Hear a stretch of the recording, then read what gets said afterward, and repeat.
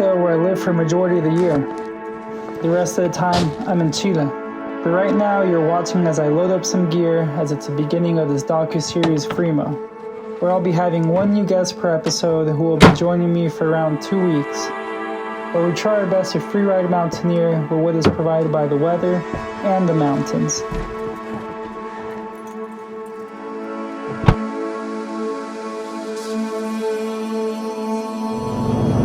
We're on our way to go pick up Matt Murphy. He's the first guest on the FREEMO series.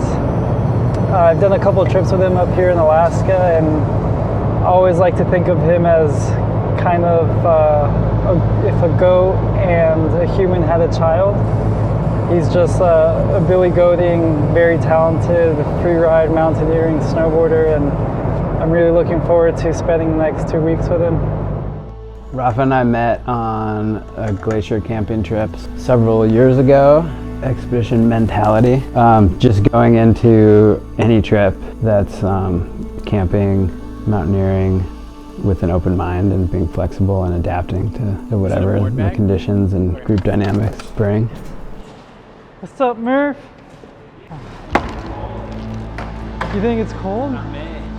Dude, it's... The bad news is we're in like this fucked up heat wave. 48 degrees today. Really? Yeah.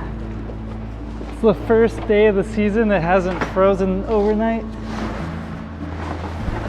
But I think it's gonna be okay.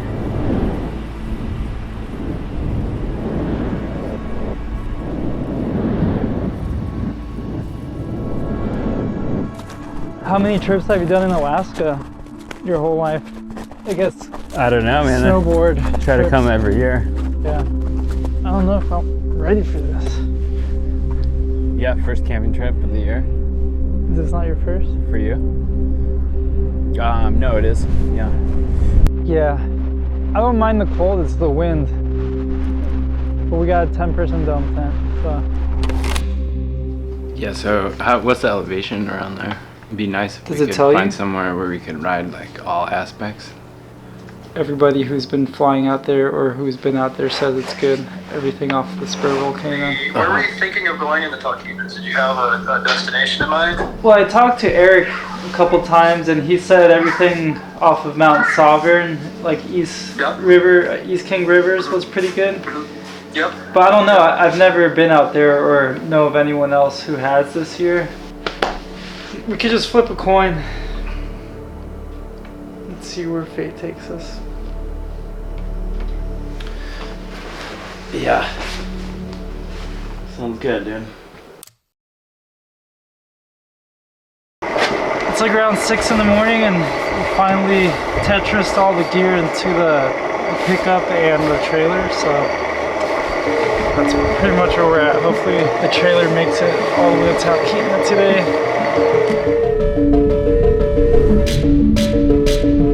Anything in the Talkeetnas is like, we gotta land at like 6,000 feet or higher. Okay. Really, because the glaciers are, I mean, they're just all dying. It's like all time. Am I enjoying the tropics? Yeah, hopefully the snow's good. Yeah, it's tough. I didn't know we had to land, but.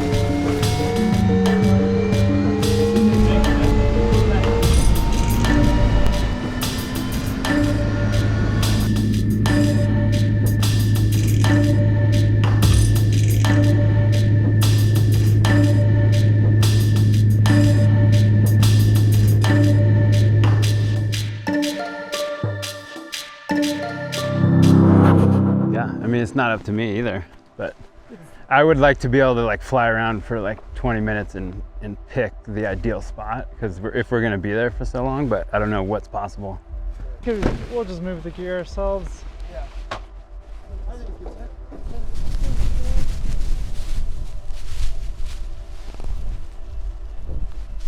Oh.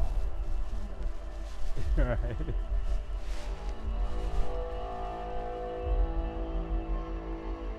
I mean, it looks like we could tour up there. It's just so thin, dude. Well, that doesn't look bad up there. I work as a mountain guide in the winter for Exo Mountain Guides. like you learn pretty early that you're not gonna have success forcing anything. So just like going into any expedition with an open mind. But yeah, that may have come from working tons of expeditions with Knowles and up here in Alaska and lower 48, Patagonia. I mean, you deal with the weather as best as you can. You have 5 different websites you look at. You have your favorite that is more favorable to what you want to see, and then you have the most realistic one that tells you what is probably going to happen, and you try to ignore it, but you plan as best as you can. One of my riding partners says we broke the ocean, and because of that, the jet streams and all the weather patterns here are so weird that you can't really forecast windstorms as easily, or high pressures, low pressure storms. So it's really hard to figure out long-term expedition plans and good snow stability and good snow quality. Well, setting up for the first night out here on this 2-week expedition. It was a bit of a hectic landing, I'd say. We weren't expecting wind gusts, and we were expecting to do a little bit of scouting, but we landed here by the winds and we weren't able to move. So we're stuck here, and we're gonna go poke around tomorrow to see what we find. And hopefully this is a good camp for 2 weeks.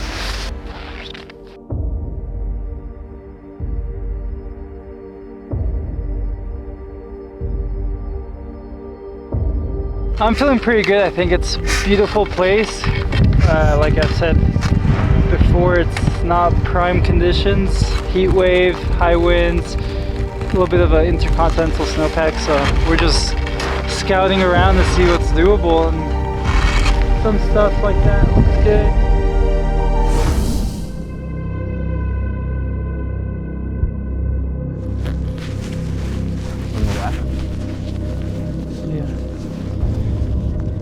Transition here, it's kind of a question of getting to the top or not.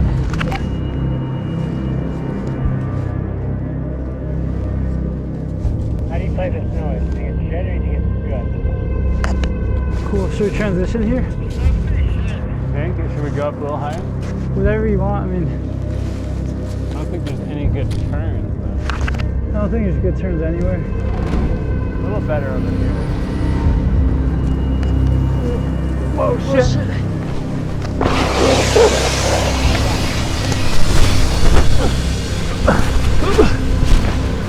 I couldn't get over to the side.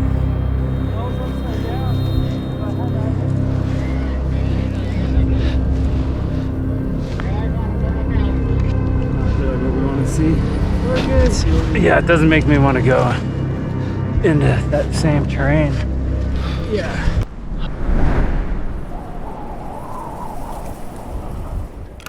We decided to pull the plug on our 3rd day out here just because the snow conditions weren't favorable for our safety.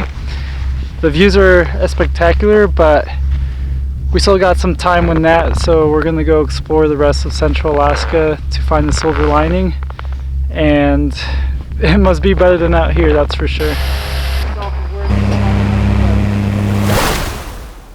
Yeah, I was just calling to check in and see how you're doing up there and how the conditions are.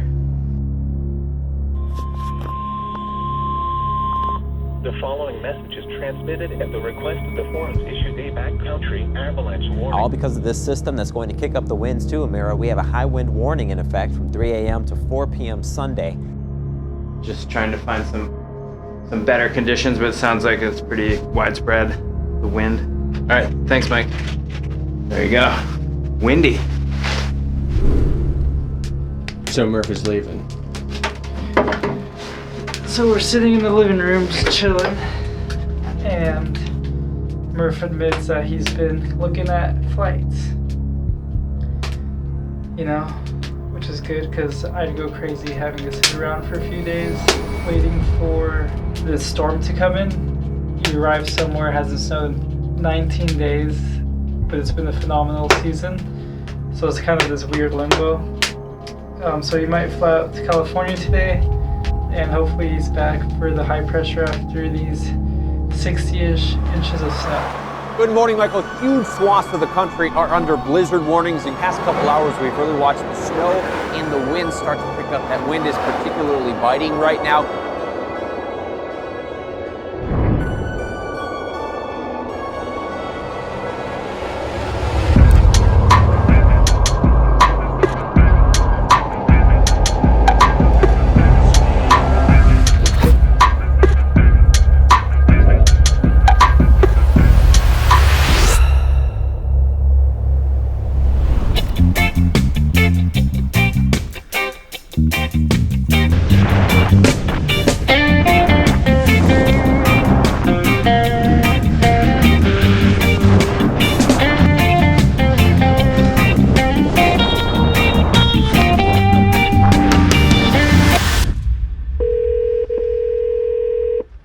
Hey man. What's up, Murph? How's it going, Rafa? Pretty good. We just got back into town. Nice, man. From turn again? Yeah, we were a little bit further down, but there's like 5 feet of new snow and it's just dumping.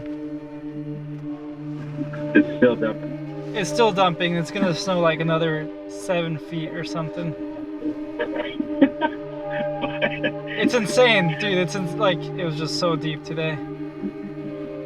Sick. Yeah, when are you gonna come back? I don't know. I was gonna maybe pull the trigger on a flight tomorrow night. So we got clearing tomorrow, 11% cloud coverage before another storm rolls in. We're trying to figure out what we're gonna do with Murph. We got 5 days left, and there's another big storm rolling in. About 60 more inches of snow.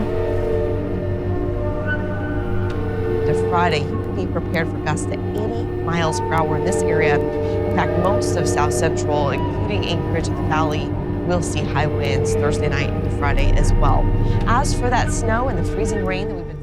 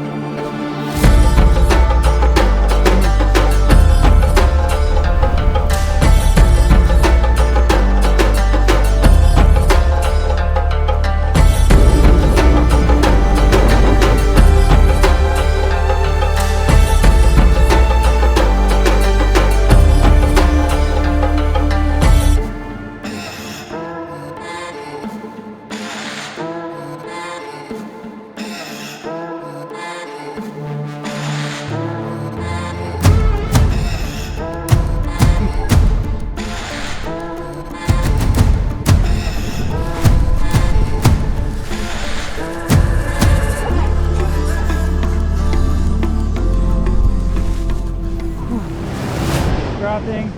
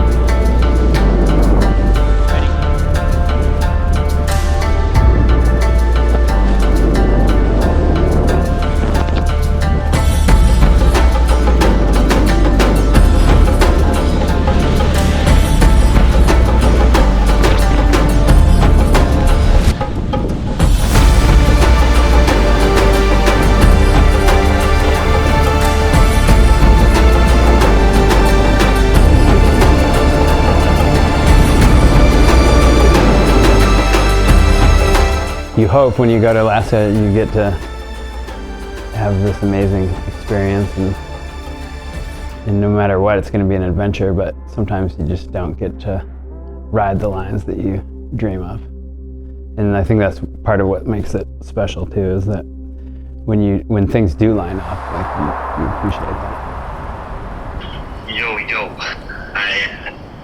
I'm packing my stuff for like a 10-day trip up to the north of North Norway now, and I can just feel how excited I am for coming to Alaska.